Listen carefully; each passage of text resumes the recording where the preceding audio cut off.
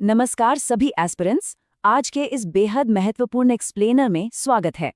आज हम थर्मोडायनेमिक्स और ह्यूमन फिजियोलॉजी के एक बहुत ही शानदार इंटरसेक्शन को डिकोड करने वाले हैं। कॉम्पिटिटिव एग्जाम्स की तैयारी में केवल फैक्ट्स रटने से काम नहीं चलता, कॉन्सेप्ट्स की गहराई में जाना जरूरी होता है। So let's dive right into this. आज पसीने के विज्ञान को समझना है और ये देखना है कि कैसे शरीर खुद को ठंडा रखने के लिए फिजिक्स के बुनियादी नियमों का उपयोग करता है। यह फाउंडेशनल कॉन्सेप्ट आगामी एग्जाम्स के लिए एब्सोल्यूटली क्रूशल है।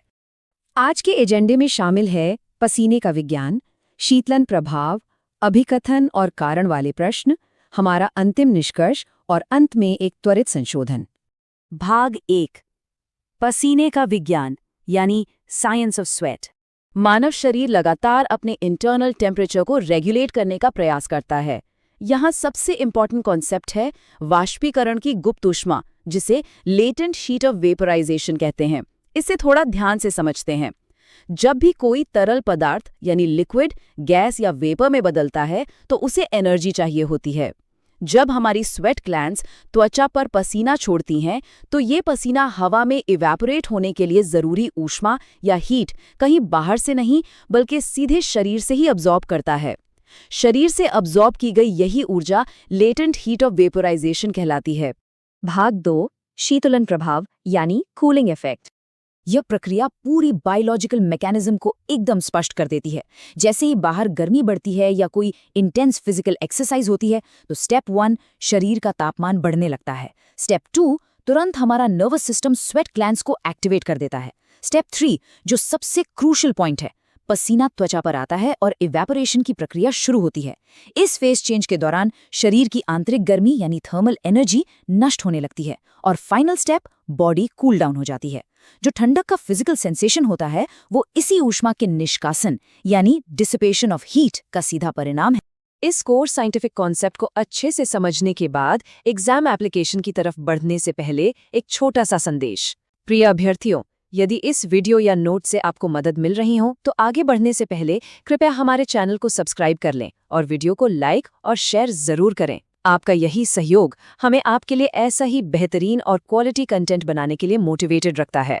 सब्सक्राइब करके नोटिफिकेशन ऑन कर लें ताकि कोई भी क्लास मिस ना हो। चलिए अब आगे बढ़ते हैं। भाग 3, अभिकथन और कारण यानी असर्शन एंड रीजन। अब थियरी को प्रैक्टिकल एग्जाम एप्लीकेशन में बदलते हैं। असर्शन एंड रीजन के उस ट्रिकी लॉजिक क्वेश्चन पर चलते हैं जो अक्सर कम्पिटिटिव एग्जाम्स का हिस्सा होता है। असर्शन ए कहता है मानव त्वचा से पसीने का वाष्पीकरण शरीर की गर्मी को नष्ट कर देता है, और रीजन आर कहता है गर्म दिन में उच्च आर्द्रता यानी हाई ह्यूमिडिटी से परेशानी बढ़ जाती है। अब अभी सीखे गए साइंटिफिक टूल किट का उपयोग करके इन्हें इंडिपेंडेंटली इवैल्यूएट करना है। सबसे पहले असर्शन ए का विश्लेषण करते हैं। क्या ये सत्य है? एब्सोल्युटली। यह तथ्य के रूप में 100% सही है। जैसा कि अभी लेटेंट हीट के कॉन्सेप्ट में स्पष्ट हुआ, स्वेटिंग इंटरनल हीट द्वारा ट्रिगर होती है और इवेपोरेशन शारीरिक रूप से इस गर्मी को एब्जॉर्ब कर लेता है। परिणाम स्वरूप ऊष्मा कम हो जाती है या नष्ट हो जाती है, जिससे शरीर ठंडा होता है। सो असर्शन इज ट्रू। अब रीजन आर को इंडिपेंडेंटली देखते हैं। क्या उच्च आर्द्रता या हाई ह्यूमिडिटी परेशानी बढ़ाती है? ये कथन भी बिल्कुल ट्रू है, लेकिन फिजिक्स के अनुसार ऐसा क्यों होता है?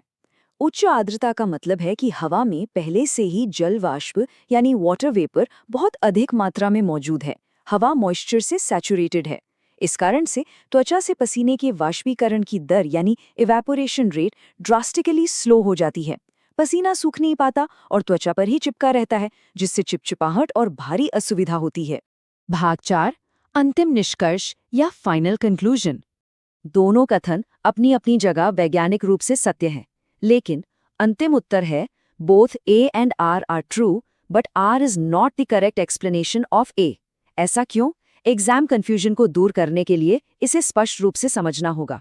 असर्शन ए वाष्पीकरण की मूल वैज्ञानिक प्रक्रिया यानी कोर फिजिक्स प्रोसेस बता रहा है कि ऊष्मा कैसे नष्ट होती है, जबकि रीजन आर एक विशिष्ट वातावरणीय स्थिति या एनवायरमेंटल कंडीशन का वर्णन कर रहा है कि आर्द्रता अधिक होने पर वाष्पीकरण क्यों रुक जाता है। आर ए की व्याख्या नहीं कर रहा है, बल्कि इवेपोरेशन के सिद्धांत का एक अलग पहलू दिखा रहा है। भाग 5, त्वरित संशोधन या क्विक रिवीजन। कॉन्सेप्ट्स को माइंड में लॉक करने का समय आ गया है। चलिए देखते हैं कि विभिन्न एटमॉस्फेरिक वेरिएबल्स वाष्पीकरण और कंफर्ट को कैसे प्रभावित करते हैं। पहला, कम आर्द्रता यानी ड्राई एयर। यहाँ वाष्पीकरण की दर बहुत फास्ट होती है, पसीना जल्दी सूखता है और शरीर जल्दी ठंडा होता है। दूसरा, उच्च आर्द्रता यानी ह्यूमिड एयर।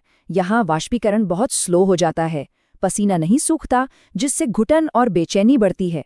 और तीसरा, तेज हवा या विंडी कंडीशन। बहती हवा वाष्पीकरण की दर को फिर से फास्ट कर देती है, जिससे कूलिंग इफेक्ट बढ़ जाता है।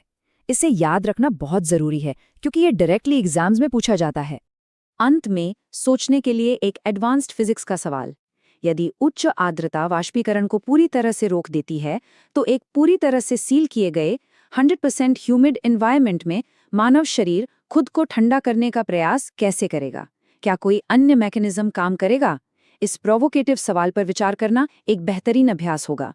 इस एक्सप्लेनर से जुड़ने के लिए बहुत बहुत धन्यवाद।